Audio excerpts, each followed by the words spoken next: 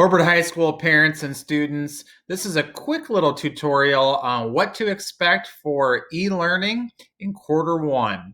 And so as you can see here is our reverse hybrid schedule, slightly different from last year, but super excited about these changes. You'll notice that you have 2 purple days, 2 gold days, and that traditional day on Fridays.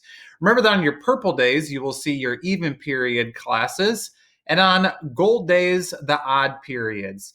One other slight difference from what we might be accustomed to at the high school level is that there will not be 3 different lunches. Instead, we will all have the same lunchtime from 10:55 to 11:30, Monday through Thursday. And then on Fridays, that lunchtime will be from 11:20 to 11:55.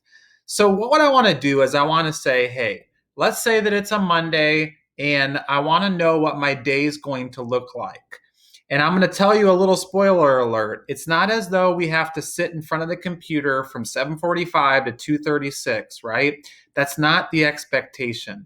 And so we want to make sure that we do explain what the expectation is as we make sure that we remain in compliance with the Indiana Department of Education guidelines for e-learning and best practices for e-learning in the school city of Hobart.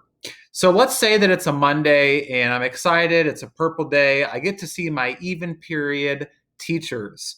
And what I'm going to do is I'm going to go out to Canvas, right? And it's a cool tool. I hop out to Canvas. We'll hop out there in a minute. And I'm going to go and make sure that I check out my period 2 Canvas class. I want to make sure that I'm in that period 2 Canvas class absolutely no later than 7:45, right? So I'm going to go out just like I would normally go to period 2 and make sure I'm on time so I'm not tardy, right, in person. In this case, though, I'm going to make sure I go out to Canvas and I'm going to say, okay, here we go, period 2. I hop out to period 2 and there's going to be one of a few things that occurs. So again, it's Monday. I need to make sure that I hop out to that period 2 class no later than 7:45. I hop out here. This page will look different depending on the class, depending on the subject, and so forth. And so what's going to be important, though, is for me to know that the gradual release model is going to be followed. And so what that means is that as an e-learner, and this could be the same if I was face-to-face, either way, but there's some type of teacher due, some type of class due, and some type of students due, right? And this is why it's not as though I'm going to, sit for 90 minutes in front of a screen for each period in a sit and get, right? Instead, this is purposely segmented out, and it looks different depending on the grade level, the class being taught, and so forth. But typically around 7:45 in this case, it's a Monday, it's a purple day, I'm in period 2, even day. There's going to be some type of teacher due. And so what you might have is you might have a teacher that is doing a live stream, right? And the teacher is going over new material. They're providing those learning goals, the learning targets. They're delivering a lecture on a topic. They're modeling strategies. They're doing a read aloud, whatever the case may be. What am I doing as a student? I'm watching, right? I'm watching, I'm listening, I'm taking notes, I'm following along, I'm jotting down questions to ask the teacher because I know we're going to get into some type of class due or we do. So once we get through that segment of the teacher due, which again could vary in time depending on the class and so forth, and the day of the week and what we have going on and what those learning goals are, there's going to be some type of class due. And so what that means is the teacher is going to do some type of guided practice of what's been taught. There's going to be some collaboration, some interacting going on, right? And this could be live streamed or there may be another way that the teacher is going about doing this. But again, I as a student, I'm going to demonstrate my level of understanding. I'm going to be working with my peers. I'm going to be sharing my thinking, asking some of those questions, working individually at times, whatever the case may be, right? All kinds of tools, fun tools that my teacher, may use in that class due part. The teacher will be able to try to help and assist through GoGuardian.